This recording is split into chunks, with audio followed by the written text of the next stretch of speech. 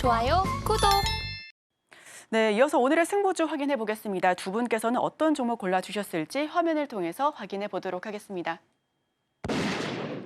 네, 오늘의 승부주 유창희 대표님은 KCTC, 김선규 전문가님은 LS 꼽아주셨습니다. 네, 먼저 우리 유창희 대표님과 함께 전략 세워보겠습니다. KCTC고요. 어떤 전략 가져가면 좋을까요?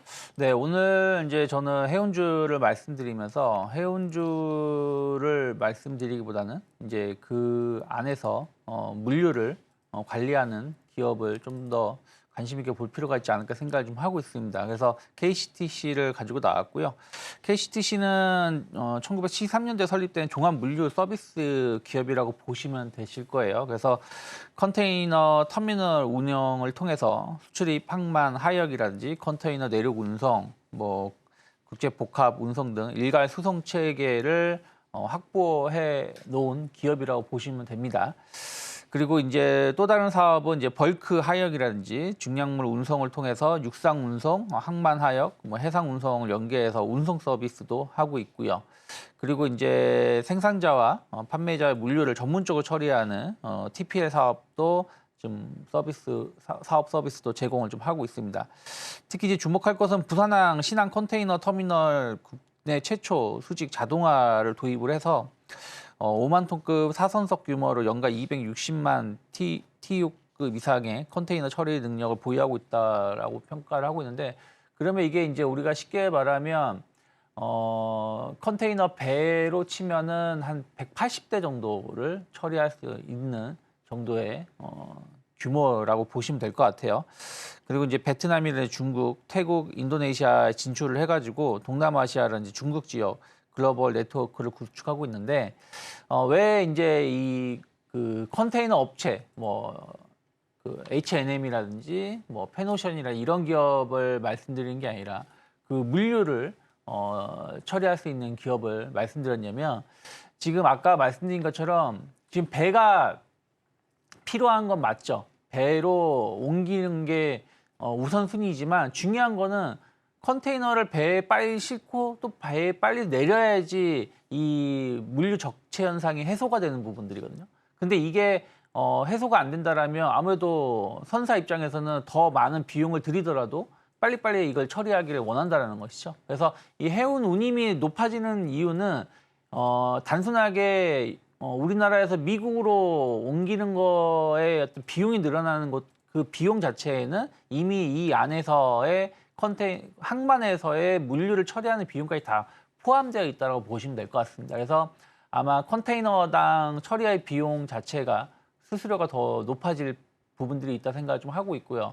또 하나가 이게 우리나라에서, 그러니까 지금 배라는 게 예를 들어서 중국에서 출발을 하면 중국 물건을 다 싣고 가는 게 아니라 중국에서 우리나라 들렸다가 우리나라에서 물건을 싣고 미국으로 가든가 뭐 다른 나라 가든가 하는데, 중국에서 워낙에 물건을 많이 싣고 가다 보니까 우리나라에서 지금 실을 수 있는 물량이 적다라고 합니다.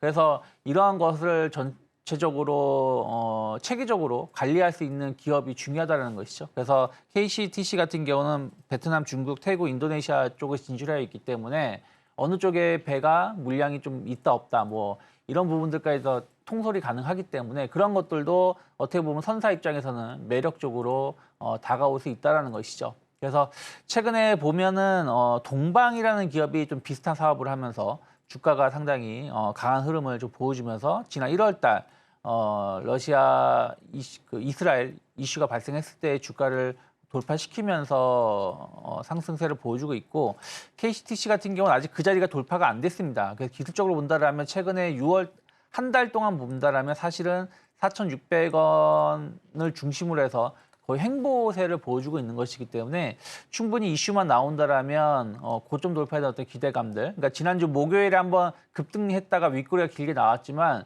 이게 고점 신호가 아니라 한번 물량을 테스트한 흐름들이라면 고점 돌파에 대한 어떤 기대감도 충분히 가져갈 수 있지 않을까 저는 생각을 좀 하고 있고요. 그러면 일단은 6월 달에 형성됐을 저점 4,350원만 크게 이탈하지 않는다라면 저는 분할 매수 가능하다고 생각을 좀 하고 있고요. 6,000원 정도, 단기 목표가 6,000원 열어놓고 있는데 아까 동방이 그 지난 1월 달 이스라엘 사태가 발생했을 때 이 자리가 돌파가 되면서 신고가를 보여줬기 때문에 KCTC 역시 마찬가지로 1월 달에 한 5,000원 그리고 5,400원 정도가 저항대였는데 이 자리가 돌파가 된다라면 충분히 저는 한 6,000원 정도까지는 단기적으로 올라갈 수 있는 그 힘이 있지 않을까 판단을 좀 하고 있습니다. 네, KCTC 살펴봤습니다. 우선은 단기적으로 목표가 6,000원 그리고 손절가는 4,350원으로 제시를 해주셨습니다. 분할 매수 관점 좀 적극적으로 살펴보면 좋겠다라는 말씀과 함께 고점 돌파에 대한 기대감이 있는 종목이다라고 말씀을 해주셨고요. 우선 홍해 물류 대란에 우회가 되면서 이와 관련된 종목들 일제히 상승 흐름을 보여주고 있습니다.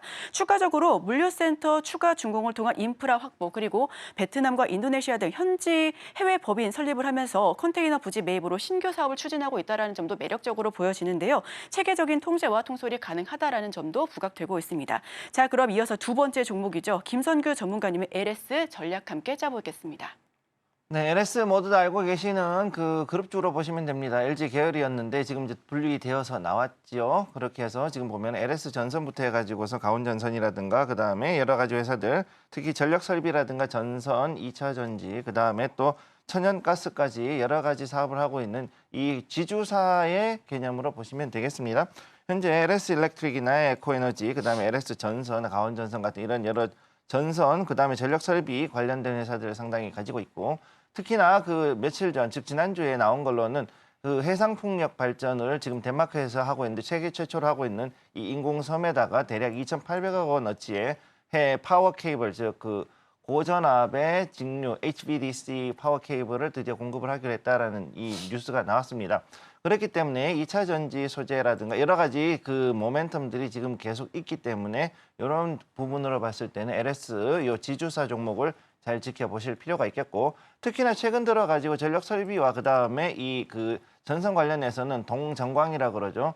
그 구리가 함유가 되어 있는 그 파우더가 있습니다. 파우더형으로 되어 있는 이 광석이 있는데 이것들을 엄청나게 대규모 거래를 두 건을 이미 완전히 했습니다. 그렇기 때문에 앞으로 전선하고 전력 설비 쪽으로 더욱더 강화를 하려는 모멘텀이 보이고 있다는 점을 기억을 해 두시기 바랍니다. 자, 지금 차트 한번 보시게 되면은 이 두 달 정도를 상승하다가 그 다음에 현재 조정을 받는 자리죠. 13만 8,900원 자리에서 지금 현재 자리를 잡았습니다. 그래서 현재 여기에 있는 부분에 대략 한 2개월 전에 있던 자리에 그 지지 자리, 제가 노란색으로 표시해 놓은 이 자리에서 이제 지지를 지금 받고 있는 걸 보실 수가 있고, 금요일에는 상승하면서 마감을 한 걸 볼 수가 있습니다. 자, 그래서 여기서 봤을 때 단기적인 반등 그리고 어느 정도는 좀 더 강하게 올라갈 수 있는 요소가 있다라고 판단이 되었기 때문에 여러분들께 권해드리고요.